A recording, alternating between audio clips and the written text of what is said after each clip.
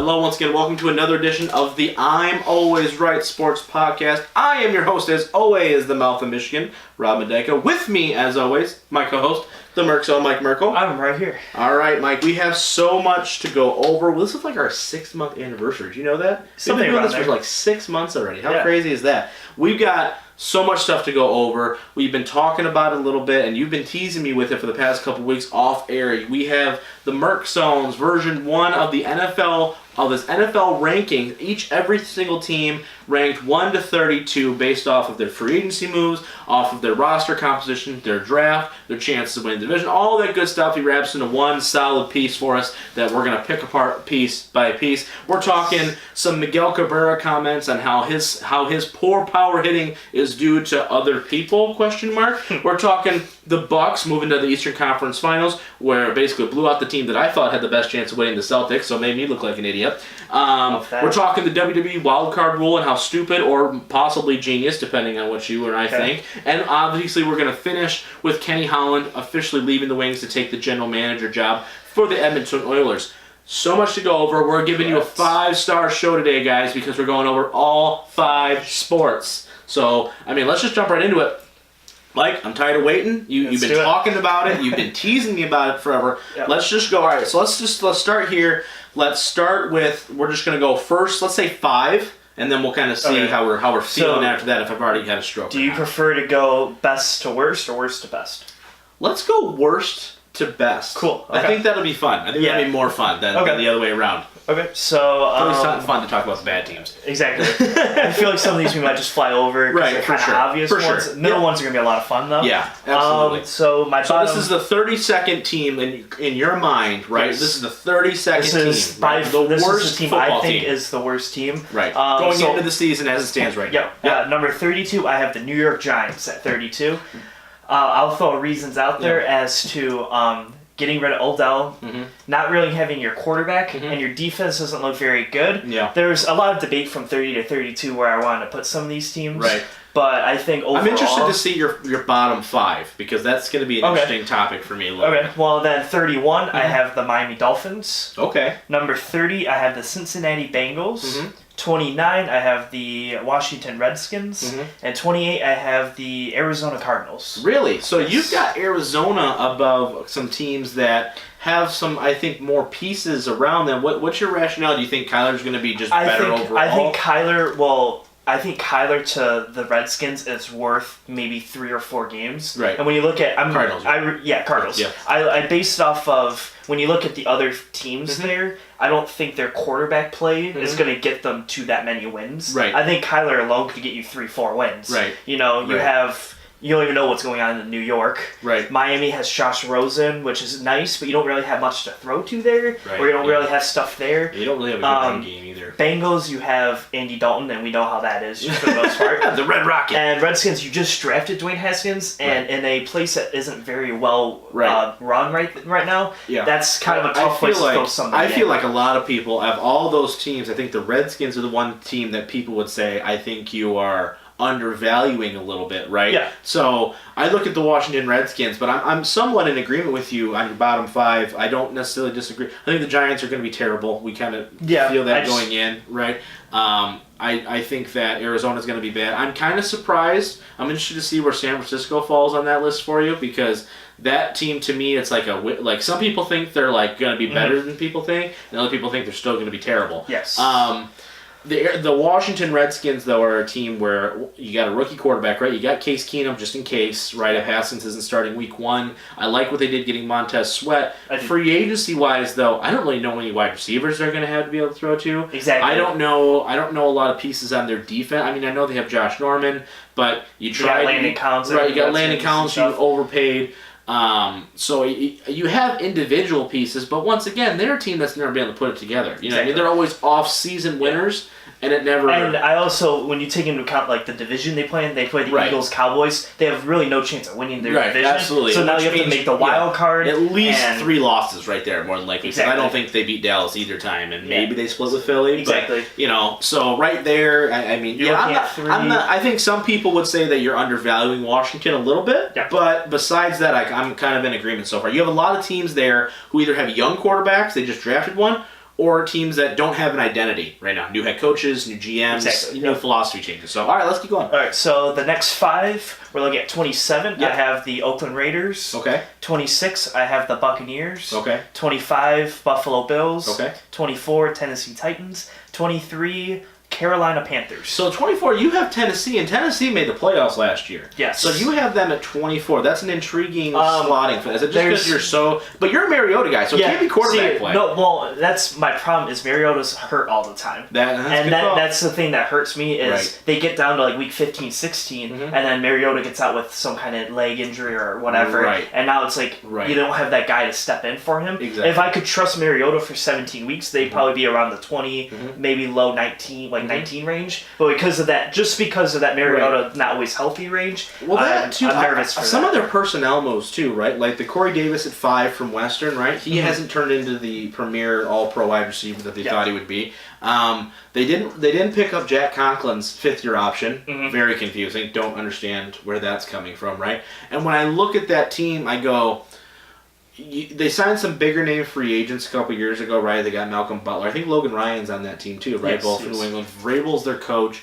It's another team where it's like, what are they, right? Like Derrick Henry's a beast for 3-4 games in a row, and then he's gone for 2 days. You know what I mean? So like, for me, in agreement with what you're saying, the inconsistency of your quarterback availability, along with the fact that you're paying a lot of guys who necessarily, like Malcolm Butler was terrible last year, and they paid him a bunch of money. I know a lot of Lions fans wanted him. So I'm interested. The Raiders are another team, too, that I think a little bit, too, I think that what people have to realize is you're going on the stability of the franchise, too, a little bit. I can feel this. It's a kind of a theme. Like, the Redskins are a bad organization. Like, structurally, they're bad, right? The Raiders, historically, the past 20 years, are a bad structured organization, right? So I don't necessarily disagree with them either. I think that I think Oakland will be better than people think, but I still think that ceiling 7 wins. If that makes any sense. Yeah, no, I mean, if Derek Carr is playing at such a high level, they can win 9-10 games. Right. However, if he doesn't play well and that defense is like, and they don't have a quarterback in waiting either. That's another thing. So they're really going in all on Carr, or they're going to suck and for and their draft to me was kind of underwhelming, like getting Farrell at 4 and Jacobs at like 24 or whatever. I was like, not anything. You're expecting if you're Oakland, or Vegas, I guess now. I mean, whoever. I mean, you really are expecting your rookies to be immediate impact players, which you have to be if you're picking in the top 5, no doubt. But you basically had to hit on all 3 of those picks, and I don't know if you did that. All right, let's keep going. All right. So number 22, I have the San Francisco 49ers. Okay. 21, I have the Denver Broncos. 20, Jacksonville Jaguars. 19, Atlanta Falcons. 18, Green Bay Packers. Wow. All right, so everybody is already thinking we're homers because you've got you got the Lions above the Packers, number 1. Well, I'll throw in this extra one. I have the Lions at 17. Okay. That's an interesting topic. And I actually, right before this, I actually switched them. Yeah. Because I was like, what did the Packers really do? They didn't really do much to me to like, wow, they really improved from last year. Where I think the Lions actually brought in some good pieces and draft decently well to a certain extent where I think they might be an edge above them. You just went against the total grain from like 95% of the Lions population of fans, right? So they hated the draft, right? They liked I didn't hate the draft. I'm like it was fine. Like you got like Hawkinson who's adding pieces. I just don't think like Packers' first round pick was Rashad Gary. Right. And we're like, you got that safety too. Yeah. So I'm just like, listen, I'm interested. I mean, so you got so give me that 5 again one more time. So the Niners, Broncos, Jags, Falcons, Packers, Lions. Right. The Falcons, I think you slotted like Denver pretty well. That defense is still good, not great. They have poor quarterback play. This is John Elway. I think if he misses on lock, I think that should be just kind of done. Yeah. But I literally put the Jags above Broncos only because Jags' defense is better, and I trust Foles a little bit better than Flacco. And that's literally the only reason why they're above. No, I'm not disagreeing with that, right? I think that in the middle here, that's what makes this so interesting, right? Like, I think a lot of people are expecting a major bounce back. Local radio station, we're not going to name it, thinks that the Packers are going to be, like, back again. I'm in agreement with you. I like the defensive pieces they've added, right? They added some defensive playmakers, right? Amos, Preston Smith. You went and drafted Rashawn Gary. You drafted that safety out of Maryland. You have pieces on the defensive side. But, and I'm going to go back to this once again, who's catching the ball for the Green Bay Packers right now? Besides 55-year-old Jimmy Graham? No. Right. You got Devontae Adams, and then you got a whole bunch of younger dudes, which is fine. But if we're going to apply the same logic to the Packers that we do to every other football team out there and escape the Rodgers media bias for a second, they have the same roster offensively that they did a year ago. Exactly. So that offense wasn't putting up major points. The defense was clearly a major issue, and I tip the hat to them to say, we've had a bad defense for a long time now. We need to address this, and we need to figure it out. And they went and spent some money, and I get that. However, your offense is the same, and I understand you're expecting Aaron Rodgers to kind of pull you out of that funk, right? But he holds the ball longer than anybody else in the league. He hasn't stayed healthy the past 2 years. He's only getting older. His contract keeps getting higher, and you know what I mean. So you're in a very tipsy-turvy type of situation. All right, let's start at 17 to the Lions. Okay, let's keep going. So we got 16. I put the Houston Texans. Okay. 15. I put the New York Jets. Wow. Okay. Minnesota is sitting at 14. 13 is the Baltimore Ravens. 12 is the Pittsburgh Steelers. Okay. And 11 is the Kansas City Chiefs, with an asterisk that Tyreek Hill's probably going to be leaving. Right. Okay. If he's still there, he moves up a little bit. Okay. But okay. So I need to see what happens let's there. have the Lions. I think looking at this roster, I think you're pretty much dead on. Yeah. From a position standpoint, right? I think that a lot of people, it's funny, some people you read, everybody goes based off media, right? And how everybody kind of thinks, well, I like this move, I don't like this move, whatever, right? It's either everybody hates what the Lions did consistently, or they love what they did in the free agency and hate the draft, or that third option where they think everything was just okay, right? Like some people think the signing of Trey Flowers was the best signing in free agency. Others were that, yeah, it's okay, but what else do they have? Yeah. So it all depends really on your viewpoint of where you look at this team.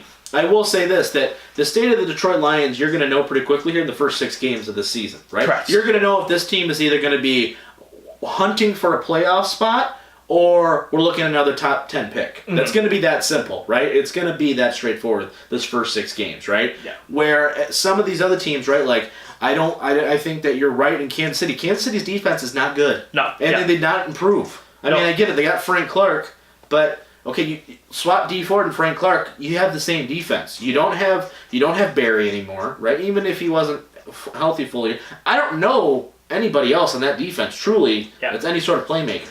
You know what I mean? The Chiefs were just kind of like not really big defense. If you don't have Tyreek Hill, who's Patty throwing to, not really a big run game because Kareem Hunt's he's not even there anymore. Right. So I was just like, they were in my top 10, and slowly but surely they were moved out. Right, and I think Minnesota's another team too, where if you look at the Minnesota team, last year they were stacked. You might as well just put them in the Super Bowl in every preseason ranking, right? But now you look at it and you go, yeah, but, Xavier Woods, he's called for a lot of penalties. Kirk Cousins, we don't know if that was worth the investment. Yep. Dalvin Cook, can he stay healthy? They're about to trade their tight end. What's his name? Kyle Rudolph, because they broke off contract talks, right? So Sheldon Richardson left. Everson Griffin's a nut job. There's a lot of question marks on this Minnesota team. So Detroit fans, I know you're not necessarily super optimistic about this football team, but if you really look at the landscape of the league, there's a lot of question marks on a lot of teams all sandwiched together, and it's that close. And that's what you're going to see, especially in the where are the Lions ranked in the NFC conference as a whole? Like just in the NFC. So I have them at number 8, middle. Okay, right in the smack dab of the middle. Okay, yeah, that'll be interesting to see because do we think that they're probably a playoff team or they need to be? Probably, but with just looking at their overall talent, I would say it's probably about right. I think that Stafford needs to play better. The defense needs to do what it's been paid to do. All right, let's keep going. All right. Top 10, right? We're looking at top 10 now. Okay, all right. Let's should be 10 to 5. 10 to 5. 10 to 5. We're looking at number 10. I got Seattle Seahawks. Okay. Number 9, the LA Rams. Okay. Number 8, Philadelphia Eagles. Number 7, Cleveland Browns. Wow. Number 6, Chicago Bears. Wow. So obviously Cleveland making the big jump from like 30 to 6. Yep. You know what I mean? With all those talent acquisitions, you almost like on paper you're like, this team should win 11 full games. I mean, everybody when Madden 20 comes out is going to play with them. I'm kind of, I mean, looking at that. Give me that list one more time. Seahawks 10, Rams 9, Eagles 8, Browns 7, right. 6 Bears. I think the Rams fans, you need to expect a step back this year. Gurley's not healthy. You paid him way too soon. Goff is not the guy. Gone. Defense left, right? And as we saw, The tape is out now. Like, that's the one thing, man, about these offensive gurus, right? Is everybody wants to get the next Sean McVay. Okay, but the Sean McVay experiment's going to work for 2 years. Yep. And then now it's kind of like we have enough tape on you where now it's got to be, you still have to have good players on the offensive side of the ball, right? Robert Woods is not a top 10 receiver in this league. I'm sorry. He's just not. You know what I mean? So for him to be like one of his go-to guys, that's great, but you're going to know if Jared Goff is worth an extension this season. Yep. You're going to know that immediately. You know what I mean? So I like their sliding there. Seattle's a question mark team for me. For me too. Because they keep losing pieces. You know, Doug Baldwin's gone now. Cam Chancellor's been gone for 2 years. They lost Sherman 2 years ago. They lost, the safety, Earl Thomas. He's gone. The whole Legion of Boom's gone. Yeah. Right? And they keep winning football games. Exactly. And this is where you're going to have to see the true genius of Russell Wilson come into play. They just paid him all that money, so it's going to be Russell Wilson has a good year again, or they're going to be 9-7, 8-8. You know what I mean? Because that division's still so terrible. Right now they still win the division probably, but that's why I have the Rams over because I think they have more talent. Right. But I would trust Seattle to win the division. Right, I do too. Teams. Just because big playability and being in those situations. I'm sorry, but I'm going to take Russell Wilson over Jared. At the end of the day, when two teams like that in my mind are really close, I have to go to quarterback play. Exactly. Because at the end of the day, who can make it work? Yep. And Russell Wilson is by far a better quarterback than Jared Goff. All right, top 5. Let's go. Top 5. This is going to be some fun stuff. So number 5, I have the Indianapolis Colts.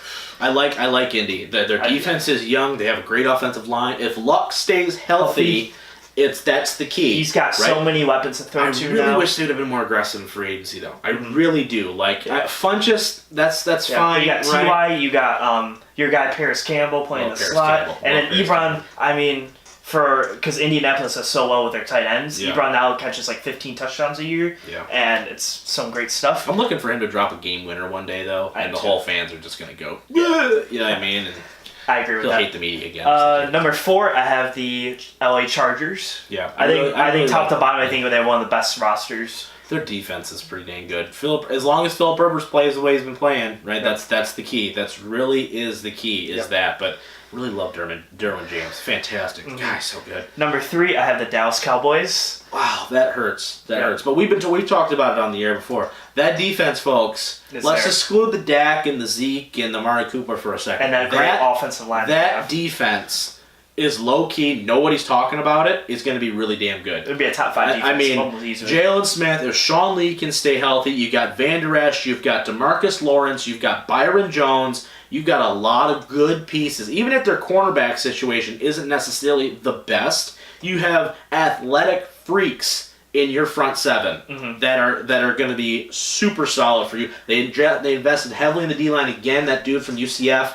I mean, lots of talent on that Cowboy defense. Dak only going to do hand the ball off. We already know that, but or throw being able to score. But I will say this. This is Dallas's year. Yes. If they don't do it now, they're not winning a championship in the next 10 years because they're going to pay Dak $30 million. You got to somehow either sell your fan base that they're going to pay Amari Cooper $15 million a year, or they're going to let him walk. So you give a first-round pick for a year and a half of production, and you still got to pay Zeke.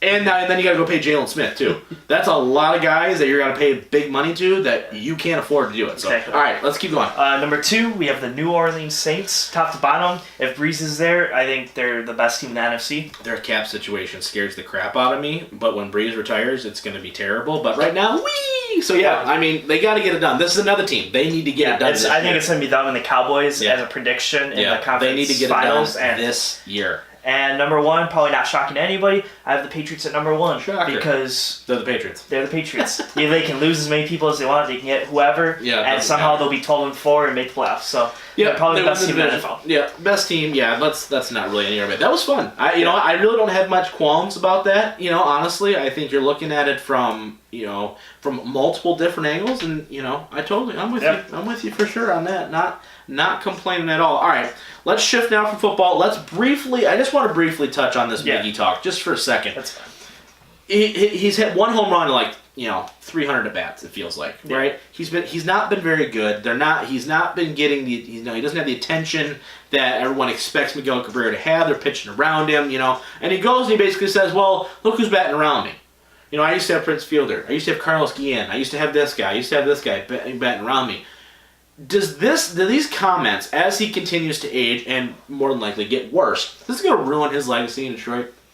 I don't think so. I think it's just because they suck, so no one's paying attention. I mean, for me, it's just kind of like his legacy's almost set already. Yeah. Like, it's almost like if Brady loses 2 more Super Bowls, is that going to impact anything? No. Yeah. Like, it's like some of those things where it's like his legacy's already set. There's not much more. They're going to rebuild for the next 5 years, and in that 5th year, he's probably going to be gone anyway. So they're not planning to build around him. So anything that happens now, it's probably like under the rug stuff.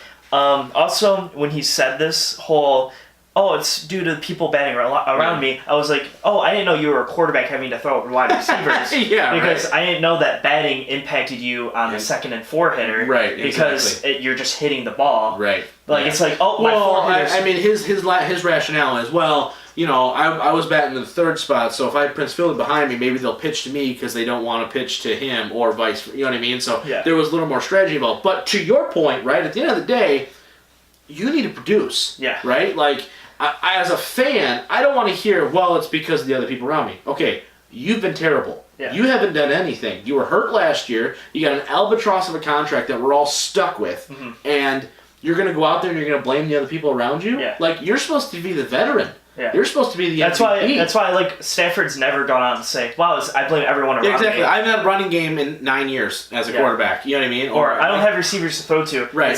It's like he's getting a lot of money, so he should be producing. Exactly. And he goes and he just says, listen, I got to do better. Right. Yeah, so I just don't like it. I do think he is benefiting a little bit. Like, if the Tigers, if this happened in, September, and the Tigers were, in a race for the pennant. Oh, yeah. I think people are like, really? You know what I mean? But I think he's benefiting from them being so terrible that he can kind of say whatever he wants, and people just go, okay. Yeah. You're terrible too. So why you're batting average 200 right now. So that's the thing though, right? It's the power numbers. You don't expect a guy to be hitting 40 home runs a year, right? Yeah. Like at that age, no doubt about it, unless he's hitting the roids, Barry Bonds. But at the same time, I really appreciate that. I can't stand Barry Bonds. Okay, that's You're such a jerkhole. But with that being said, though, right? You can't come around and say, I'm struggling because other people, they're pitching around me and they don't want to let me hit. That's like saying I don't get a turn. Like complaining you don't get a turn, but never volunteering to go get a turn. You know what I mean? Like, I didn't get a turn. We didn't go up there and ask. Listen, if he gets walked every single at-bat. Right, then it's not a responsibility. But you're not doing that either. He's striking out more than he's ever struck out. His batting average is terrible. He's got no extra base power. He's hit 1 home run all year, right? It seems everyone else seems to be doing okay. Yeah. What's your major malfunction, okay? It's just... That to me is just like a sign of somebody who's just kind of checked out a little bit. And I think he's frustrated because he's not playing as well as I think he expects. But I don't think fan expectations that high. No. You know what I mean? I just don't expect you to be so awful. 62 wins. I know. It's not. The bar is so low. Yeah. It's like 2003 Tigers low. You know what I mean? Where it's 30 games. Woohoo! We won 30 games. You know what I mean? We're so terrible. But... It's interesting. I'm kind of interested to see how they handle it. And Cardenheyer kind of swept it on the rug because he ain't here for that kind of stuff either. So it's interesting. If he continues to struggle and continues to make comments, though, I'm interested to see what happens, how they respond. It's one of those things where I'm like, you know what? Just, shut it. You know what I mean? So it's tough. It's interesting, but I'm excited to see kind of where they go. The Tigers team, if nothing else, they're fun to watch. I mean, it's either they're going to blow it or they're going to win by a lot or they somehow pull it out of their ass at the end of the day. I don't know. It's just... They're only 2 games under 500 too, which is right. They're honestly right. You know what I mean? You gotta expect some trades to hope. You just gotta hope that they play well enough so they can trade a whole bunch of these guys. That's really the goal. You know what I mean? Yep. You really don't want Shane Green being your closer in September. You want him playing for another team. Yes. If we're being honest, but I digress. All right, that's gonna be it for part 1. When we come back from the break, we got Eastern Conference playoffs with the NBA, the Bucks looking dominant as ever. We got the wild card rule, and we got Kenny Holland going to the Edmonton Oilers. All of that and more. Right after the break. Stick around. Hey guys, this is the Mouth of Michigan, Rob Mendyka from the I'm Always Right Sports Podcast. Just reminding you that we are live every single Monday at 7 in the morning on your favorite streaming services.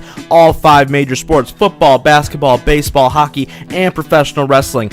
I'm Always Right Sports Podcast every Monday, 7 a.m. See you there. All right, welcome back, part 2. Let's just jump right in. We're going to talk Eastern Conference playoffs. I want to talk about the Bucks specifically first. Because you were wrong. I was totally wrong. Don't know. I mean, could not have been more wrong. I was like, man, Boston played really well game 1. And then game 2 happened. I'm like, that's expected, right? They're in the law. Then game 3 and 4, they just went, I don't know how to play basketball. And game 4, Kyrie went, I'm going to shoot the ball every time I touch the basketball. So it was really great. I don't even like Boston, but I was frustrated by it. I don't know what the hell my problem was. You know what I mean? Like, I don't even like any team. I mean, I don't even like Toronto really, but like I don't like the Bucks. Yeah, exactly. It's cool. Weird. But all right, well, I want to talk about the Bucks though. You're a big Giannis fan. Yes. I'm gonna order his jersey. You're probably gonna get his jersey pretty soon because you're weird. But are they the team to beat? Like looking at it, not just from the East. We're gonna hyper focus on the West side next week, right? Once we know the results from the Steph or from the Warriors. I was gonna say the Steph Currys, but the Steph Currys versus the James Hardens. But we'll focus on that in next week. But the East, though, especially, are they the team to beat right now in the entire playoffs? Because I look at both sides. In the East, I think they are. Yeah, right? I mean, they were the number 1 seed. They had the best record in the basketball. But the way they are playing right now, I mean, they just beat the living dog crap out of the Boston Celtics, right? They had no idea. And Brad Stevens is a hell of a basketball coach. That's not like that's a chump team. It's not the Pistons they're playing. Mm-hmm. You know what I mean? Give me your thoughts on the Bucks and on what's. I mean, are they a shoo-in just to basically take a team to 7 if they struggle in the finals? Oh, you know what I mean? I think the only team that can even compete against them is the Warriors. Right. And it's only if the Warriors are 100% healthy. Right. I think Giannis himself, I think there's only one guy who can guard KD and vice versa beat KD offensively and defensively, and I think it's Giannis. Yeah. With his length and everything, there's no, KD's going to just shoot over you because he's 7 feet because Giannis is 7 feet tall too. Right, exactly. So I think that matchup is going to play very well. It's shocking when you look at if you just looked at the roster for the Bucks, you like put it on the wall and you just looked at all the names, and you're like, Giannis, George Hill, Malcolm Brogdon, Brook Lopez, and you're like, wow, so this team wins like 41 games, right? And they win 62 games in the season, exactly. And 51 of them are blowouts, right? And you're like, okay, didn't expect that, yeah. And I think it's actually there's a big reason. I don't think they ever stop playing. No, they don't. Their depth is ridiculous. It's like they come off the bench. Like when you've got like Ilyasova coming off the bench, when you've got George Hill coming off the bench. Yeah, George Hill coming off the bench. Yeah, right. That's what I'm saying, right? Like, you've got pieces there where Giannis sits down and the production doesn't completely go to a standstill. Yeah. That was the biggest problem with LeBron's Cavs. Yeah. His 4 years LeBron would there sit, and it would be a 15-point swing. And then you're just sitting there like, okay, I guess I have to go right back out of the game for 2 minutes, and he comes like, seriously? You guys couldn't do anything? Giannis literally can sit for 6 minutes at a time, and they get a bigger lead when he's done. Exactly. Like, he has a negative plus minus, because when he's off the court, they actually keep growing their lead, and then he just comes back on, and it's the same thing. It's absolutely insane. I don't know of a team in the East, right, in a long time that's been this dominant going through, right, like this, where, I mean, honestly, even these Cavs teams with LeBron, right, like, they would always have a series, like, the Pacers would play them tough, right, or even when the Heat were winning a lot, like, Atlanta pushed the Celtics in 08, like, tough, right, the Heat the Heat didn't just blow through most of the time. They always had a series against either Boston or somebody where it was a tough 6-7 games. I don't see, even whoever wins between Toronto and Philadelphia, that's a 4, maybe a 5-game series. I'm gonna be honest with you. I don't see them winning more than one game. I don't either. I really just because of the matchups. I really think that too, because they literally just keep playing, and like Toronto will go on a streak where it's like, they'll go like 3 minutes without scoring, but Philly's not good enough to like take a huge lead. Philly can't shoot, but then like Philly like goes on a 5-minute streak and then whatever. Right. Like they just like take breaks almost. Right. Literally, the Bucks go 48 minutes and they never stop making shots. Well, what's amazing too is that any way you dial it up, right? You want mid-range shots, you got Bledsoe, Pearson, pick, roll, pop, and jump, and it's there, right? You want the 3-ball? Okay, I got Lopez, I got Middleton, I got Ilyasova, I got all these dudes, just dropping. You want to go inside? You got you got Giannis going in. Lopez can take it inside. You've got all these dudes who are just like able just to go.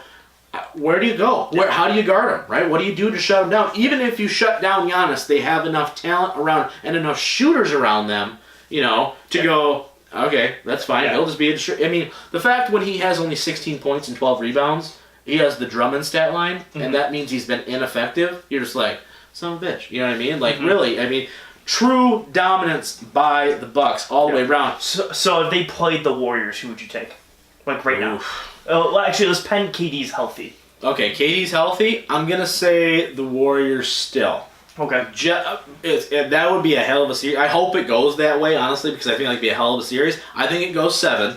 Okay. I think it goes 7. I would be the happiest boy on earth if it went 7. Yeah. Because that game 7 would be absolutely incredible. Crazy. In Milwaukee, too. Yeah, it would be in Milwaukee. Because they have the best record, right? I think that the Warriors, though, when it comes to the finals, right, they just coast all the way through. They play like dog crap all year, right? But they just have natural talent. But the finals, I do think there's a switch for that team, right?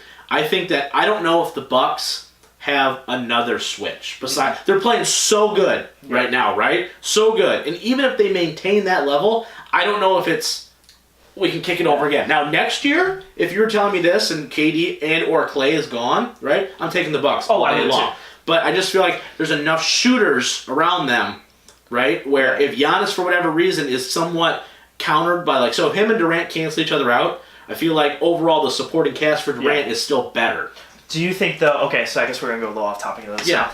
So if they play each other, do you think the Bucks are the one team that hasn't figured out how to stop the 3-ball, though? Because, and what I mean by that is, no matter, they play Houston, and they still make like 22 threes somehow, like the Warriors. Well, just the Rockets can match that. Right. However, I think the Bucks are so long, they're so lengthy, that I think they can, and with Giannis being able to single guard KD, and everyone else can one-on-one everybody else with their depth, I think they actually, and Steph not shooting great, and Clay hasn't had that game yet so far this whole postseason, I think there's a chance that you have these guys actually not shoot as well, and I think the Bucks actually could win this series. I'm not saying they couldn't. I think that's very close, right? I just think I'm looking at experience, I'm looking at the history involved with it, right? I'm looking at what they do in the finals, right? It's kind of like LeBron. LeBron plays well in the playoffs. He plays out of this world in the finals or Game 7s, right? Where it's another zone or elimination games where he gets in another level where you're just like, he's putting up 30. It's just going to happen, and you just have to accept it. You know what I mean? Yeah. So I would be extremely, and if that happens, we'll go super in depth on that. We'll go matchup by matchup, and we'll kind of talk about it. I think Draymond would play a huge point in the Warriors' success there because he has to be able to be something of an offensive threat for them to really stay in it. Because if not, I mean... Well, because I would just say Giannis is going to chill on him. It's going to get gross. Back up and then just play right in the middle. Right. And if Draymond doesn't do much, it's almost 5-on-4. We're going to have to see Steve Kerr coach a little bit. Yeah. Basically, is what you're going to see first happen. Time. Exactly. First time ever. You know what I mean? In like a year and a half. No kidding. Since the last time they played Houston. And in all honesty, right? All right. Let's shift now to the WWE wild card rule. Okay. So basically, Vince McMahon comes out on Raw, basically says 3 people from SmackDown can come on Raw. Any 3 people, anytime. And then on SmackDown, same thing. 3 people from Raw can come to SmackDown. 3 people from SmackDown can come to Raw. And then they proceed to have more than 3 people come from SmackDown. But wait, no, Raw. they said it could be 4. Okay, but they already had 5 on TV at that point. Oh, crap. Okay. Yeah, exactly. Yeah. So, and then and then SmackDown, same thing. So first thing I just want to ask you straight up, stupid or genius? We'll make the argument for both. So give me your honest opinion, then I'll make the argument for the other one. I think it's stupid, and it's not even close. Do you think it's even what is the point? Like, because I've always been trying to rationalize. I know the point. Let's be clear. I know the point. But before I do, what are they expecting to gain from this? Is it just the unpredictability? Are they trying to add that level of you don't know what's going to happen every week now, so you have to tune in because you never know who's going to show up. I think that's what they're going for. I mean, I couldn't see a realm that if it's not that, then what they could be doing. I just feel like they're like, no, I got to have Roman Reigns every week, every show. I got to have Roman and AJ and Seth and Finn Balor doing a 17 sling blades because that's what sells. 17 more Just imagine sling blades. how much you go crazy there in a tag match together. Gosh. Like those 4 guys. Vintage. Insert name. Vintage. You know what I mean? And that's not me being a troll. That's not me being a mark. But it's like the product has become so stale. It's for so many weeks. Like since WrestleMania, we talked about it. The Raw after Mania sucked. Right? Yeah. SmackDown after Mania sucked. So it's like. I was totally in favor. I love what they did with the Superstar Shake-Up for the most part. I love the guys that they moved around. Mm-hmm. I thought it was new and fresh. You could have new matchups. And then what do? You move everybody back. Yeah. Not even, temporarily, but The fact that Roman Reigns was wrestling on both shows is stupid. Mm-hmm. It's absolutely stupid to me. Okay, here's what I would say is you either need to go to one gigantic roster. Right. And have, like, Raw be your main show, and then SmackDown be, like, almost like a developmental for your main talent, and just have, like, heavy machinery. If they would have just done it when they went back to the two brands, to the two rosters, right? What I wanted to see was two things. Number one, SmackDown got better, because SmackDown was terrible. Yeah. You know what I mean? And then two, you did what you used to do, which was you took your major stars, your big stars, put them on Raw, right? Like the Triple H's and the Ric Flairs and all those guys, they went to Raw, right? The Chris Jericho's, whatever. And then you had the SmackDown side, and you had Eddie Guerrero, and you had the SmackDown 6, right? So you were able to cultivate and bring up and make talent on SmackDown to get them ready to go to Raw, for the most part, right? Some people notwithstanding. But for the most part, that was the goal. So you didn't do that, though. Instead, what you did was you just split them even, kind of. You tried to make it as even as you could. But I would have rather this went, hey, okay, yeah, Ambrose will go to SmackDown, whatever, because he was champion at the time, right? You've got the Universal title, whatever. But for the most part, it should have been young guys. Young guys who'd never been world champions before, right? Really make SmackDown somewhere where you can go, okay, this is truly the land of opportunity, where I'm able to watch a guy like Sami Zayn, and credit to them, he was in the title match this week. No chance of winning, completely killed his finish, but that's fine. But have a guy like Sami Zayn or Kofi Kingston, right? Okay, they're going to go to SmackDown, and they're going to be the top guys over there, right? And let AJ and Reigns and whoever go over here, right? Yeah. You could have easily done that, and everybody would have went, okay, and bought it and believed it, right? But, like, you kill everybody by making them go like this all the time because, like, as we talked about before, Rollins is your Universal Champion, but Reigns is still getting more screen time than your World Champion is. Yeah. Still. Okay, well, I mean, not even to that far of an extent. I literally just want to see two brands. Right, and have nothing to do with each other. Yeah. Nothing. I want you to talk, I don't want you nothing. I thought it was awesome when Shane and Stephanie came back, and it, like, storyline felt like they actually didn't like each other. Right. Because then you bought in, like, because there was a competitiveness. They're actually going to fight for ratings. Absolutely. Air quotes. Right. And they're actually going to, like, you know... Right. Trade guys and like actually make fight it like for talent and make it like we need to put on a better pay-per-view than you need to. Because now they're joined again.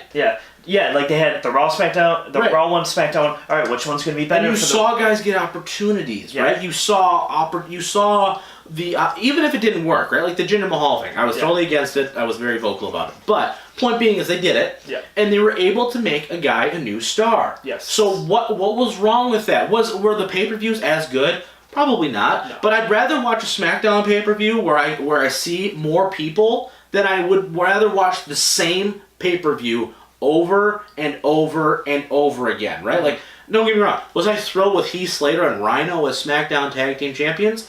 No, of course not. No. But would I rather watch that versus them against American Alpha than see you know, the Usos New Day for the 15th time? You know, I guess that's a bad example because they put really good shows. Would I rather see Baron Corbin and Bobby Lashley and Drew McIntyre against The Shield for the 15th time? No, I don't. I think that's the difference, right? Is I'd rather see something different just for different sake sometimes than watch the same. Like if I have the same 20 superstars in every show, why do I got to watch this one? Because I know exactly what's going to happen because it happened in all the rest of them. Well, that's why you have to actually not have, sorry for all you fans, not have Seth Rollins on every single show. Exactly. Not have Finn Balor on every single Roman show. Reigns. Like, you got to give these guys a break. Let some other dudes because I get, like, the whole... Step up, I think the problem was Brock Lesnar was there, and everyone was, like, like, Vince was like, oh, people are annoyed that Brock's never there, so now we're going to have Seth always there. That wasn't the problem, though, was Brock was never there. Yeah, right. Seth's here every week. I'm good with seeing Seth every week on one show. Yeah, I'm good with seeing. Not even that. Like, let's have him on every other show. Yeah, so then, or he like does a promo, once something, once every 4 weeks. So then you're like, hey, Rollins is going to show up and talk about his new challenger or whatever. Then it actually incites you to anything else, right? And like like that's the thing. Like they're throwing away a perfectly good feud with the Revival and the Usos. You know how good those matches could be, and they're still focusing. And then you've got a team like Anderson and Gallows in the ring getting ready for a match against the Revival. And they're not even talked about. Like, that was the premier tag team in Japan for years with the Bullet Club. They were the hottest team coming out, and nothing, right? Like, it's amazing to me how these guys can go from one place to another and immediately be forgotten about. I mean, Balor was too. That's what I'm saying, though, right? Is that, Balor was the guy. He broke the mold for junior heavyweights, and now you're going to just... I get it, he's the Intercontinental Champion now, but for years, he just wasn't doing anything. Yeah. He's losing to Baron Corbin every week. That drives me nuts. I'm very, very interested to see what they're going to do with Money in the Bank, because they have that Money in the Bank match. Some of the guys they have in there, they have a real chance to make somebody a true star and elevate somebody permanently to the main event scene, as long as they don't screw it up. So at this point, would you rather just go back to one brand? Yeah, I mean, at this point, I would. But once again, I would rather have two separate brands and they just stay away from each other. But clearly, I'm not going to get that. So if that's going to be the case, then make it one. Yeah. Then combine the titles again, and you need to have one world champion. Do you even need to combine the titles, though? Yes, because if you're going to have one, if you're going with the thought that you have one roster, you should not have two world champions. The whole point why that feud worked for the longest time was SmackDown didn't talk about Raw. Mm-hmm. Raw never talked about SmackDown, and they only combined on the big four. Right? That was it. Yeah. Survivor Series, Rumble, SummerSlam, Mania. And still even then, they never interacted with each other. No. They always just claimed to be better than each other. They fought each other one time. Survivor Series. Yeah. That one big match, you had your stars. JBL was champion, Triple H was champion. It was fine. It worked. I don't understand why we can't just ignore each other. I get it because maybe it's just because people don't want to watch SmackDown. Then maybe people just don't want to watch SmackDown no matter what you do. Yeah. You know what I mean? But bring all the NXT guys up then. Then you'll have at least the internet people like ourselves watching just to see how you're going to ruin them. I don't know. It's just, I'm very frustrated with the product because there's a lot of stuff they could be doing right now, and they're vowing and they're going to raise prices on the WWE Network pretty soon and all this stuff. And it's like, what incentive are you giving me to pay more for this product? Because the product sucks. And I'm pretty patient with it for the most part. I feel like I'm not a normal fan where, like, I give it some time to, like, all right, let's just see how it plays out first before I... Do you even tune in to every Raw and SmackDown, though? I can't anymore because I know what's going to happen already. I get it. You know what I mean? Bobby Lashley's going to, be mad and not talk. It's going to be great, or whatever. Baron Corbin's going to beat Chad Gable up for the 15th time. Or, Lars Sullivan's going to yell and... That's it. Beat up Jeff Hardy, I guess. Yeah, exactly, right? He's going to beat up Matt Hardy, 3-second delay. It's whatever you want to say. What are you talk about, I don't know. It's frustrating. I just wish that they would just sit down and just go, you know what? All right, let's everyone just take a second. Like, after Money in the Bank, they really could have, like, a whole, like, transition type. Like, they're putting on WWE title matches. Oh, okay, cool. Like, so-and-so's getting a WWE title match against Kofi. Yeah, because AJ's going to win the WWE Championship right now and then go face Rollins at Money in the Bank, right? At least the SmackDown one, I go, okay, maybe they do something crazy and Sami Zayn wins. Everyone goes, what the heck just happened? But knowing full well they won't, but it's like, why is AJ getting championship opportunity after championship opportunity after, like, he's going to have 3 title matches on TV in, like, 2 weeks. And he's not going to win any of them. I gotta understand, you know what I mean? It's just like, come on, man. It's frustrating, folks. It's frustrating. It's tough to be me, basically, is what I'm telling you. It's tough to be me. I'm very frustrated. That's why you're laughing, but I'm frustrated. But, all right. I get frustrated in basketball. I know you do. I know. It's okay. That's fine. It's still real to me, damn it. It's fake, Rob. I know, right? It's fake. Everybody, all my work's like, it's fake, right? I'm like, I get it. No, it's fixed. Exactly. There's a difference. All right. Let's shift now, and I'm calling myself here. Kenny Holland's gone. He's gone to the Edmonton Oilers, taking that GM position. Yeah, I don't really care, but it's fine. We got Steve Yzerman back. But here's what I want to ask you, though.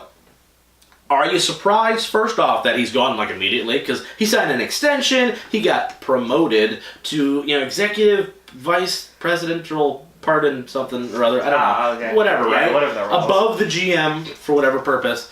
And signed an extension with the club to immediately move to take another GM job. Are you surprised that he left this quick? Like, it's been 2 weeks since we brought Yzerman back. So, like, I was kind of expecting him to leave, but, like, after a year. Yeah, I figured, like, it'd be a year later. I said that too. Yeah, but, like, now he's just gone. He's like, see ya. Hey, I mean, we have Yzerman, so, like, he can leave, sure. Right. Like, I'm kind of, I don't know. I mean... Is it weird? I think it's a little weird, number one, honestly. I mean, he's been here forever. He's been here for 3 cups. So, I mean, I'm not going to just, completely just, bon voyage. I mean, I will. But does this now, because Holland is officially gone, right, and Yzerman's in charge, are you sensing, like, a seismic shift in the way the Wings are going to do business right now? because I feel like you're going to see, not necessarily maybe a roster upheaval, but I do feel like you're going to see the way we draft and the way we sign free agents and the way we scout and everything else, right? I feel like it's going to change quite a bit. I do feel like that. I just feel like there's an ideology, just because there's a new GM, obviously, right? So there's always an ideology that changes, but I just feel like everyone's going to be like, he could sign me, who can't skate, tomorrow. Yzerman could, to a contract, and everybody would love the signing because Yzerman did it. You know what I mean? Like, I just feel like there's like this, like a seismic shift, not only in their ideology, but the fan perception of, wow, we're making all the right moves now because Yzerman did it. Well, it's really like if you brought in Bill Belichick to the lines and he just started making signings. Right. And he'd be like, he drafted 4 kickers in the first 4 rounds. That's what we needed. Yeah, because we absolutely believe it. Like, it's that effect. Yeah. And, I mean... I just think that you're going to see over the next 2 years, kind of similar to what Bob Quinn did when he first got here. Like, the roster, he completely just went, no, just go away. Like, I don't like any of you, right? I feel like, with the exception of some very important stalwarts, right? You know, Mantha, Larkin, Athanasiou, yada, yada, yada. You're going to see a lot of guys go bye-bye really fast, right? And I feel like their first order of business is cleaning up this cap. I feel like that's just going to be his first thing he's going to do. He's like, I'm prepared to suck for 3 more years just to get our cap situation all under wraps. You know what I mean? Because your top 4 point getters were under the age of 25 this year. It's the first time it's ever happened in franchise history. Our top 4 are under the age of 25. Yeah. That is crazy to me. So you have pillars to build around, right? Yeah. Bertuzzi, whoever. So you've got guys. Mark, I just think it's time to where it's like, okay, let's just breathe it with a second. And once we get some of this dead fat off of the body, right, now we can go and really make a run. But last question I want to ask you.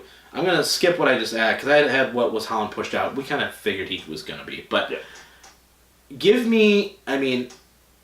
As a whole, right? Do you feel like, what is Edmonton's ceiling with Holland? Do you think he can replicate what he did here in the salary cap era? Because I mean, he did it once. I mean, we won the cup in 08. We should have won another one in 09. We didn't, but beside the point. It's okay. It's okay. I'm still mad about it, but it's fine. We'll live. I hate Crosby. That's why I make that clear. But. No one's going to disagree with me. Nobody likes him except for people in Pittsburgh.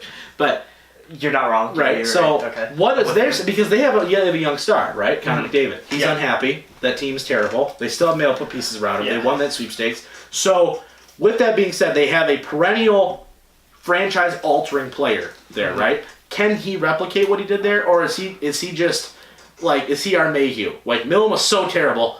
Mayhew's gonna get us here, right? We need to bring in now the next guy to take us here. I mean, I think you could do... Because we have drafted well, theoretically. Yeah, I mean, I actually just don't believe in Ken Holland to do that. Yeah. Also, every team in that division is getting a lot better too. Okay. So like, it's almost like you're almost like chasing from behind. Right. It's almost like the bottom teams in this NFL one, where like you're just kind of so far behind right now that like, even if you do draft amazing and you get all these pieces, it's not going to be for 3 years. It's not going to be for 3 or 4 years anyway. Right. And in that 3 to 4 years, if they are really bad, all the fans are going to be like, "Oh, get him out of here! Right. Like, I don't trust him now." Yeah. And you're almost going to lose a fan base in that time. Yes. And I think that's where. Do you feel like, because of where they're at, right? Because Edmonton's worse than we are for the most part. So it's like, do you think that he has to change his thinking? Because our salary cap situation is directly because he tried to keep the streak alive, right? That, like, everybody wants to praise the streak, but the reason why we're in this mess now is because we tried to keep the streak alive. That's straight up, that's exactly what happened. Like, after 2011, we should have burnt this thing to the ground, and we'd be back contending for championships already, instead of losing in the first round every year to Tampa. So, with that being said, I got a lot of hot takes today. I don't know, it's not even hot takes, it's just facts that people don't want to, like, admit to themselves. But... So I feel like his cap management for me is his weak point. Is being able to like truly like evaluate talent on the free agency market and go, this is a fair offer, right? Like you know, Tampa was able to get away with some guys like Kucherov late in the draft, but they signed pivotal guys to big contract while we're paying Franz Nielsen 5 years. You know what I mean? So you didn't like that? No. Oh, okay. That's what I'm saying. We signed Stephen Weiss for 3 years for like $6 million a year, and he didn't make he was on the roster for less than a season, and we're still paying him.